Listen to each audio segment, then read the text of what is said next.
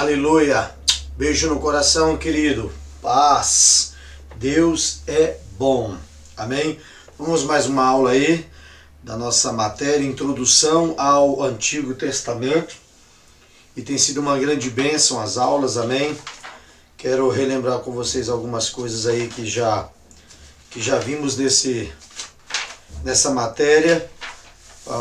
Além da introdução, tivemos aí Pactos e Testamento, toda a composição do Antigo Testamento, as escrituras sagradas, história do canon, terminologias, linguagem do canon, formação do canon, conceitos, foram matérias que nós estivemos passando, estudando aí juntos.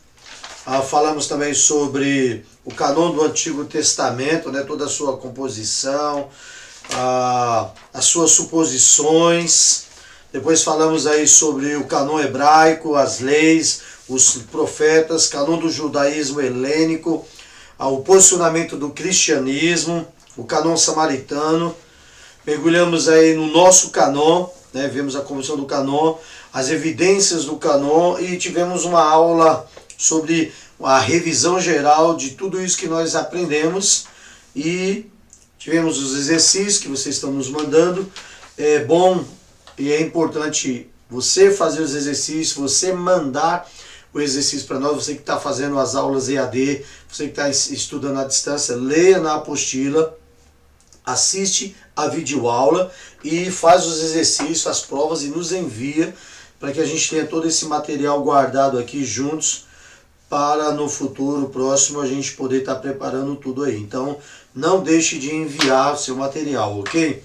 Hoje nós vamos falar um pouco sobre os manuscritos do Velho Testamento.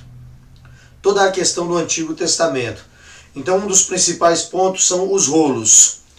Quando Jesus pregou na sinagoga de Nazaré, ele leu um manuscrito em forma de rolo. O apóstolo Paulo ordenou a Timóteo que lhes trouxesse os seus livros, especialmente os pergaminhos. Entendemos então com isso que os seus livros fossem rolos, visto que empregava a mesma palavra grega encontrada em Lucas 4. Porém, os pergaminhos eram rolos feitos de pele de animais, que normalmente eram usados para os manuscritos mais preciosos. Então entendemos, e é certo pensar que Paulo se refere aqui rolos, aqui livros, aqui manuscritos, os livros sagrados. Então, uma das palavras era rolos. E as cópias, como que era? Os manuscritos, que na forma abreviada se escreve MS, manuscrito, MS, no singular, e MSS no plural, são os rolos ou pergaminhos ou livros escritos à mão, antes da invenção da imprensa. Os tipos móveis que foram inventados nos meados do século XIV. Os manuscritos gregos em forma de livros também se chamavam de códices. Quando a Bíblia é traduzida para algum idioma, especialmente traduz do hebraico ou grego, ou outro idioma qualquer, chamado de versão. Então esses textos vinham no original, escritos nos rolos, nos manuscritos, e aí depois da invenção da imprensa, então veio a tradução daquela língua hebraica e grega, ok? Eu quero dar 9 pontos importantes, ou 9 regras importantes, que eram observados em questão dos escritos dos pergaminhos. Anote bem isso, grave bem isso. Primeiro, os pergaminhos tinham de ser feitos de pele de animais limpos. Segundo, cada coluna escrita tinha de ter não mais de 60 linhas e não menos de 40. Terceiro, a tinta usada na escrita tinha que ser feita segundo uma fórmula especial. Quarto, o escritor tinha que copiar de um manuscrito autêntico e nunca deveria escrever qualquer palavra da memória. Não poderia haver engano. Quinto, com tal reverência tinha que limpar a sua pena antes de escrever a palavra Deus. Toda vez que fosse escrever a palavra Deus, ele tinha que parar, limpar a pena e escrever. Havia regras escritas a respeito da forma das letras, dos espaços entre as letras. O rolo tinha que ser revisado dentro dos 30 dias seguintes depois de terminado, ou ficaria sem valor. Apenas um pequeno erro era tolerado. 3 erros já era condenado. Cada palavra e cada letra eram contadas e sem uma letra faltava ou sobrava. Não poderia faltar nem sobrar nada. 9. Devido à prática dos judeus de queimar com toda solenidade e absoluta reverência ao Senhor, esses rolos ficavam sempre bem organizados. E se ficassem muito estragados, eram queimados. Como é sério isso? Hoje você tem a Escritura nas tuas mãos. E que valor nós damos para ela? Alô? Você está aqui? Ponto importante, os targos. A palavra targum é aplicada a cada uma das antigas traduções. Um tanto perifrástica, ou seja, de porções do Antigo Testamento hebraico para o aramaico, para benefício dos judeus que tinham esquecido o hebraico e estando no exílio. A palavra aramaica, targum, significa tradução. A raiz dessa palavra ocorre na Bíblia somente por uma vez. Então eles também começaram a usar esses targos, ou seja, traduções. No caso aqui no aramaico. Para quê? Para que aqueles que se perderam, que ficaram no exílio, pudessem receber também a palavra, se alimentar também dessa palavra. Nos cultos das sinagogas, tornou-se costume ler um pequeno trecho da Torá em hebraico, para então se dar uma explicação oral em aramaico. Ou seja, lia-se um pequeno texto em hebraico e depois em aramaico, para que pudesse se explicar direitinho. Embora por vários séculos essas traduções foram feitas espontaneamente, sempre de leituras feitas de textos diários do hebraico, no decurso dos anos essa tradução e interpretação, como é natural, tornou-se mais fixa. Entretanto, traduções em aramaico foram preparadas para serem usadas em pessoas, nas suas residências, ou seja, nos seus lares, pelo século 1 e 2 depois de Cristo. E até mesmo depois desse tempo, algumas sinagogas adotaram e começaram a usar também essas targos, essas traduções em aramaico. Os targums não se mostram muito úteis quando se trata da tentativa de fixar textos, visto que com tanta frequência eles empregam parafrases em vez de traduções. Não habitantes revestem-se de grande interesse quando se trata de demonstrar aspectos da interpretação judaica sobre os escritos. Ou seja, eles se aplicam a trazer a palavra, a trazer aquilo que foi escrito. Essas traduções targos é diferente de uma tradução da Bíblia, que ela se aplica diretamente ao original, a tudo aquilo que foi escrito em original para nós. Algumas versões, é importante gravar isso. A mais importante das versões antigas é chamada versão dos 70, que é em forma abreviada, é chamada Septuaginta, ou versão dos 70.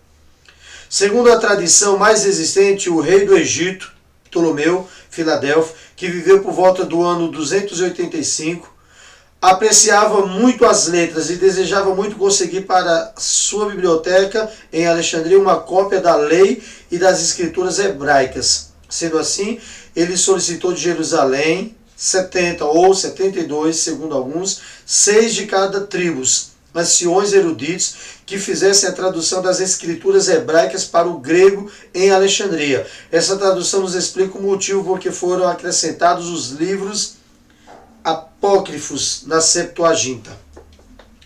Então, ele mesmo quis trazer para que houvesse a versão, a tradução, para que ele tivesse na biblioteca dele esse material.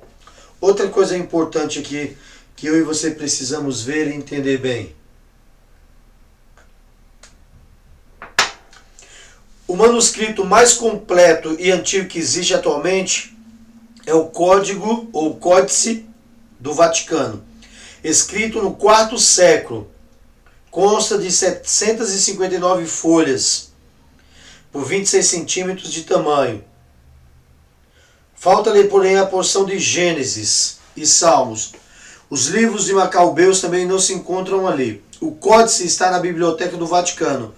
O próximo manuscrito em importância depois do Códice é o Códice Sinático, descoberto no convento de Santa Catarina, no Monte Sinai. Atualmente se encontra no Museu Britânico de Londres, na Inglaterra.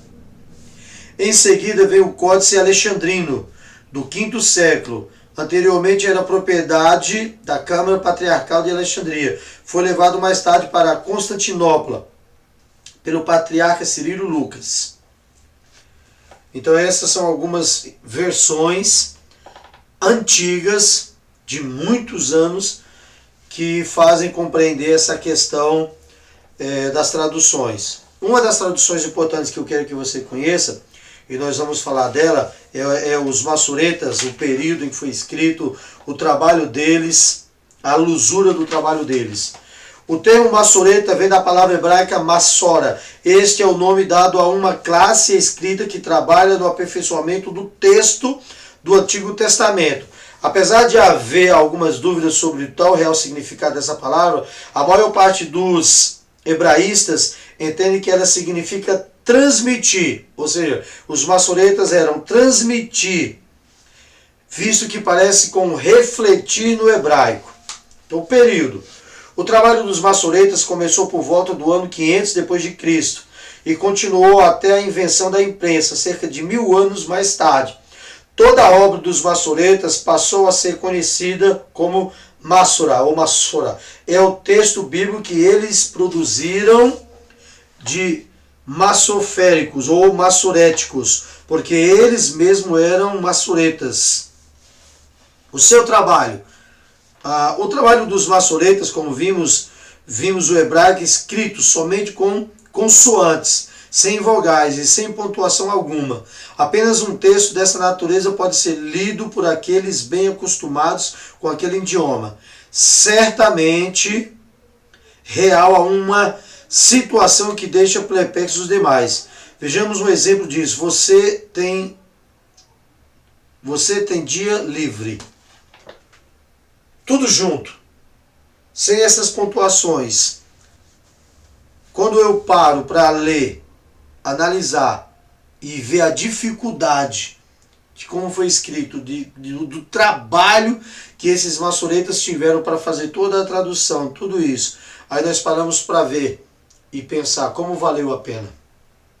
Como tem valido a pena hoje nós temos a palavra de Deus livre nas nossas mãos, através de mestres que sacrificaram para poder trazer a tradução até nós. Algumas coisas importantes da lisura do trabalho dos massoretas. Podemos aceitar com toda confiança a veracidade do trabalho dos massoretas. Esses tradicionalistas escribas manuseavam com extremo cuidado os manuscritos originais. Eles eram capazes até mesmo de perceber significados misteriosos em letras isoladas do texto original, quanto mais na mensagem em geral. Se ocuparam na contagem das letras, assinalando a letra no meio e a palavra no meio das noções examinadas, letras por letras, isolando e separando o sentido oculto de cada uma delas. Então é hora de você parar e pensar assim: como Deus usou esses homens para trazer para nós a história, o conhecimento, a revelação, a lisura de todo o texto sagrado, o cuidado em manusear a palavra de Deus e trazer para nós todo esse conhecimento da palavra de Deus. Então, quando nós falamos de Antigo Testamento e nós falamos dos escritos mais antigos ainda, que trouxeram as bases e originais para que fosse escrito, nós temos que olhar com um coração de gratidão e dizer: obrigado, porque homens gastaram a sua vida, o seu tempo, trazendo, traduzindo, escrevendo e preparando todo o conteúdo da palavra de Deus para que hoje nós tivéssemos bases. Amém? Reflita sobre isso, analise, prepare e creia que Deus tem algo muito grande para a tua vida em nome de Jesus. Beijo no coração, fiquem na paz, até a próxima aula no nome de Jesus.